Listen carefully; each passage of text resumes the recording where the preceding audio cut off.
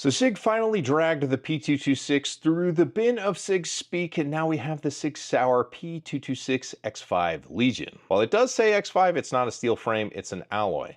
So have a look at that and how it stands up to a vanilla, if that's such a thing, P226 Legion and a vanilla P226 XFive, and you'll see a middle-aged man get progressively shinier in the Texas heat. Welcome back to the Humble Marksman channel. I'm David, and this is the Sig Sauer P226 XFive Legion. It's quite a mouthful, Sig. I understand having your own, vocabulary that you like to name pistols with that describe what they are is good, but at some point, if you just gave it like, this is the P226 Prime. Quicker, you understand what it is. It's not like the other guns. But anyway, I'm a big fan of the P226 platform. Just like I am of the Beretta M9 sort of family, I like the double single style gun. I like the ergonomics. I like how the hammer fired guns shoot. My buddy Paul on the Gentleman Gunner channel recently picked this gun up, which is the XFive Legion, and I have my own P226 Legion, which I purchased at Shields a while back, but I also ended up buying the XFive P226 from Sig Sauer when they sent this out for review a while back. So rather than just like a deep dive review of the gun, I mean, it's a P226 with some kind of unique features. I think the best way to illustrate that is to actually just compare how the basic Legion shoots versus the XFive Legion versus just an XFive. So we're gonna do all that, but first I'd like to say hello to the dads in the audience and offer you this crisp high five and honor you with this. Where did the king keep his armies? In his sleeveys. Being a dad is the best, most important job in the world, and I hope you guys are taking it seriously. And while we're at it, I just want to give a shout out to my supporters over on Patreon and locals. You guys are awesome. So I'm going to go through kind of what I call the website information stuff that if you cared, you could go learn about on their website. But this is the P226 XFive Legion. It is a 5-inch version of the P226. It has an alloy frame, a single action only trigger with an ambi safety. It is optic cut with the Sig Pro Cut, which is a fancy way of saying a Delta Point Pro Cut. It has the slide integrated expansion chamber using the gas of the cartridge to kind of redirect up, so it's not quite as much recoil on the slide. It's got tungsten infused polymer grip panels, what made the P320 XFive Legion so heavy or whatever. It has the same polymer that is used on the P320 XFive TXG grip module that is super heavy polymer. That's what the grip panels are made out of. So the balance of the gun is decidedly backward. It's only available in 9mm, and it has this little aluminum magwell. It's got front strap checkering, a fully adjustable flat blade trigger that is actually a bit nicer than what comes on the regular XFive, and it has the Sporter takedown lever, which works as a thumb rest, which is pretty nice. And it's got suppressor height night sights, except for there is no rear sight to co-witness for. Paul mounted a Romeo 1 Pro on this, and I mean, it doesn't co-witness because there's not a rear sight. The sell price on this gun is $22.99, so basically $2,300, which makes it approximately $1,000 more expensive than a regular P226, which just has the alloy frame G10 grips. This is a double single one, and it has, this actually keeps the rear sight when you have the optics cut, where you lose the rear sight on this guy. And while $2,300 is a lot of money, the P226 XFive is $2,500 approximately, but this comes with a, stainless steel frame that has this nice sort of bead blasted matte finish. It's just super duper nice looking. Same adjustable single action only trigger, same Sporter takedown lever. Out of the box, it's gonna come with G10 grips, but these are aluminum grips from LOK Grips that make the gun plant in the hand a little bit nicer. So that's how the prices shake out, and similarly, the weights distribute similarly. The regular 226 is 10 ounces lighter than the XFive Legion, which is still just a few ounces lighter than the stainless gun. This stainless gun is the heaviest of the lineup. Now, before we start shooting the guns, I do want to just lay out some groundwork for you guys on what affects handgun performance. So obviously trigger quality matters. The good news is that even on the most basic Legion, it has the short reset trigger, which is a very high quality trigger for a gun. The 2 single action only triggers are super nice. I don't tell you trigger weights anymore, but the break is similar to the 226, but the trigger shapes are different, with the XFive trigger shoe being very similar to the regular P226 where you have the straight blade trigger on the XFive Legion. There is a proportion from the trigger pull weight to the overall weight of the pistol that affects how you shoot it. If you think about it, you're having to pull a lever to make the gun shoot, and if the gun weighs more than the trigger pull weight does, sort of in ounces, then you're less likely to make the gun pull off target as you pull through the trigger. Since this is the lightest weight gun, it takes the most command of the trigger to deliver accurate fire, whereas the two heavyweight boys are just a lot more forgiving when you pull the trigger on them. The heavy guns kind of settle out of motion better, and that's both flopping out of recoil as well as swinging onto target in transition. Heavy guns just are easier to settle down and accurately aim with. Obviously, that only extends up to a certain point. So I'm gonna go to the range and let you guys kind of see what happened as I was shooting the guns side by side. 7-yard bill drill with the XFive Legion. Going first in the lineup. Let's see how it does.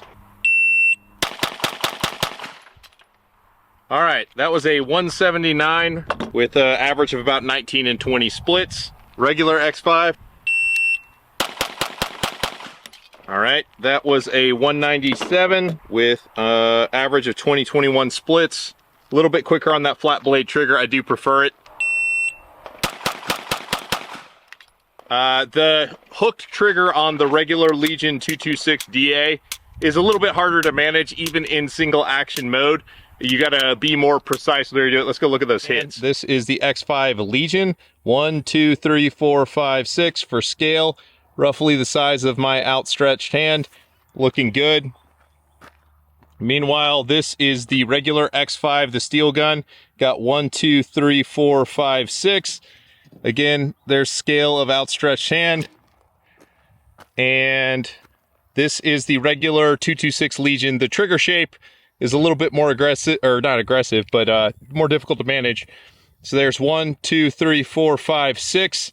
So, I mean, that was clearly the biggest loser amongst them. It's the lightest weight, and the trigger, I would say, takes the most to manage. I do want to give a quick tip of the hat to today's ammunition sponsor for the video, Buffalo Creek Ammunition.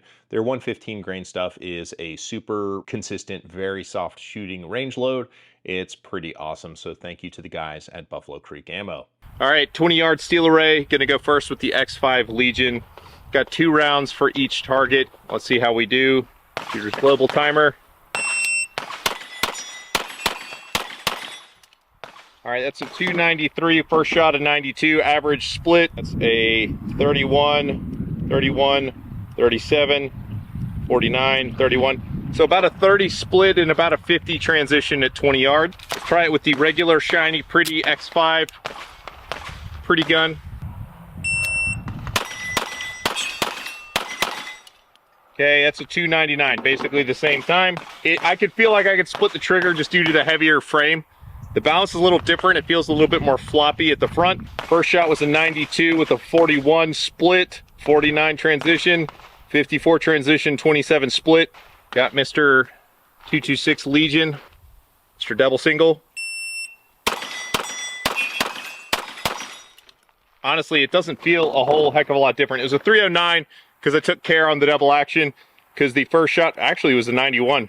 91 first shot with a 47 split, 51 transition, a 53 transition, and a 32 split. I prefer the way the XFive Legion shoots because it handles more like a compensated open gun with a faster recoil impulse.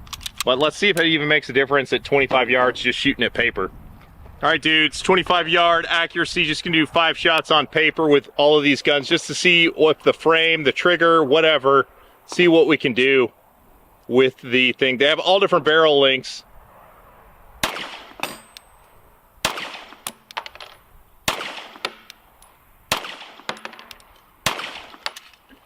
All right, that gun is really pleasant to shoot. I'm expecting this big fat boy to do the best from a stability standpoint, despite liking the trigger better on the other guy. I jerked that one up.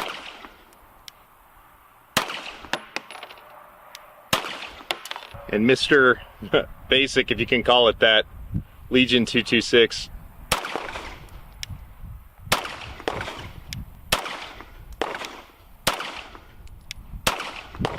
I definitely had a harder time precisely stabilizing this gun based on the trigger shape and the lightweight frame versus the other two. 25 yard, this is the XFive Legion. That's 1, 2, 3, 4, 5. So mean point of impact is about right there. Hold was about right there. It's roughly the size of my palm on the inside. Predictably, the XFive regular, I had one flyer up and left, but I was able to hold it more steady. That's definitely the effect of, you know, basically the same trigger break with a different trigger shoe, but a just heavy all-around frame. But look at this guy. That's not so bad out of Mr. Regular XFive Legion. I had one flyer high. I called that one. I just didn't stabilize it through the end of the trigger break. But all roughly the same from an accuracy standpoint. I do think at speed, the XFive regular, the shiny gun, is going to probably be the most stable, just because you've got the, you know, boat anchor you're swinging around. But I do think that the XFive Legion is light enough, or heavy enough rather, that it will still be incredibly stable, but just be a faster feeling gun. So where I land on it is kind of this. If I had to pick one of the guns to carry, it's definitely the Legion. It's lighter weight, its trigger is good enough, its accuracy is exceptional, and the performance gain from the go fast features comes at a price tag of a much heavier gun, a much more expensive gun, and potential muzzle blast sort of issues. If I just had to pick a gun to shoot for pleasure, then it would probably be this gun, because it shoots more like an open gun. The slide action feels faster as you're shooting, and I like guns that have a really fast return.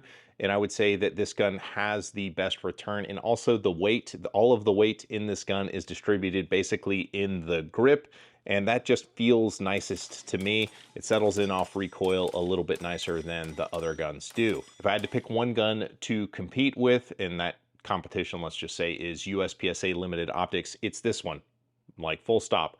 While it feels a little bit slower in getting back into battery, the springing on the guns are set up. They use a dual spring recoil system that really does do a really good job of just kind of dumbing down the perception of recoil.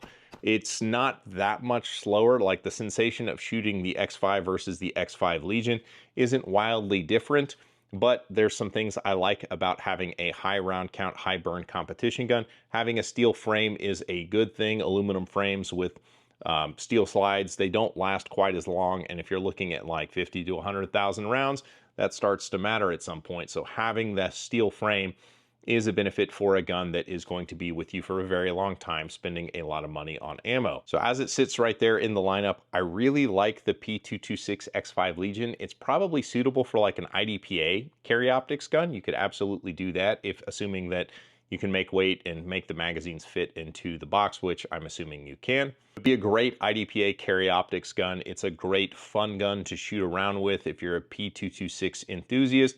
It's starting to kind of turn its back on the tradition. Like, to me, this is already a departure from what the 226 kind of like started life as, but is kind of the modernized equivalent.